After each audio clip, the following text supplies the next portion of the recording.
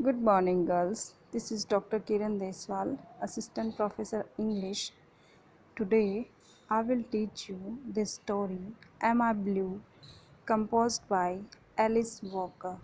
The color blue signifies two meanings. Here, blue means lonely and sad. This is a story of a horse which about this story and about the author I have shared in my PDF notes on our WhatsApp group. So please refer to them before listening this video. So let us begin. The story begins with a very emotional sentence. And these tears in these eyes challenge you. It's about whenever we see someone weeping, we can know the pain in his or her heart. So, if there are tears in someone's eyes, it means he is not happy. There is sorrow somewhere in his or her heart. So, the writer is so kind towards animal that she can feel the pain of the animals seeing their tears. For about 3 years, my companion and I rented a small house in the country that stood on the edge of a large meadow that appeared to run from the end of our deck. The author lived in a city. Near to her compartment, there was a large meadow.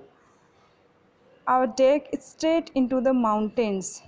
It was a city covered with mountains, and there was a meadow. The mountains, however, quite far away. It happens, though the mountains are far, but they seem us near. And between us and them, there was in fact a town. There was a gap. There was a town between the mountains and the house where the author lived. But whenever we look at mountains, they seem us nearby. It was one of the many pleasant aspects of the house that you never really were aware of this. If we are able to visualize natural beauty from our habitation, it becomes pleasant. It gives us nice feelings. So there were mountains, there were greenery, there was the large meadow which the author can visualize from her house. So it gave pleasure to her. It was delightful for her to look at the mountains. It was a house of many windows, low, wide, nearly floor to ceiling in the living room. The house in which the author is living is a well furnished and beautiful house having so many windows. The house contains so many windows. Some of them were low, some of them were wide, some of them were very large from floor to ceiling of the living room, which faced the meadow. And from this window, the meadow was visible. And it was from one of these that I first saw our closest neighbor, a large white horse. In that meadow, a large white horse was grazing grass, cropping grass. So she calls the horse her neighbor because there were no nearby houses except this large meadow.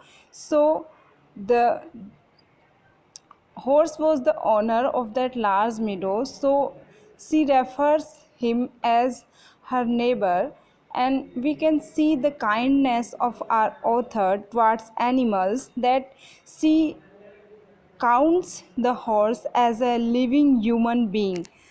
So the horse is cropping the grass. It is flipping its mane and ambling about not over the entire meadow, which stretched well out of sight of the house, but over the 5 or so fenced in acres that were next to the 20 odd that we had rented. So seeing the territory of the horse, the author feels jealous because she is living in a small house where the two of them are sharing the same house. The same small house is being shared by two people, and this horse is having larger meadow than theirs. So she felt somehow jealous that were next to the 20 odd. She was living in 20 odd house and that we have rented. I soon learned she comes to know that the horse whose name was Blue. So we have two meanings of the title here. Blue is the name of the horse, and the word blue signifies gloominess. I soon learned she comes to know that the horse whose name was Blue belonged to a man who lived in another town. So the owner of the horse lived in another town but was boarded by our neighbors next door. Occasionally, one of the children, usually a stocky teenager but sometimes a much younger girl or boy, could be seen riding Blue. So, the owner of the Blue comes once or twice in a month, and whenever they come, a boy and a girl used to ride the horse. They would appear in the meadow, climb up on his back, ride furiously for 10 or 15 minutes, then get off, slap Blue on the flanks, and not be seen again for a month or more. So it was their routine, and it was a very formal routine. They didn't have any attachment with Blue.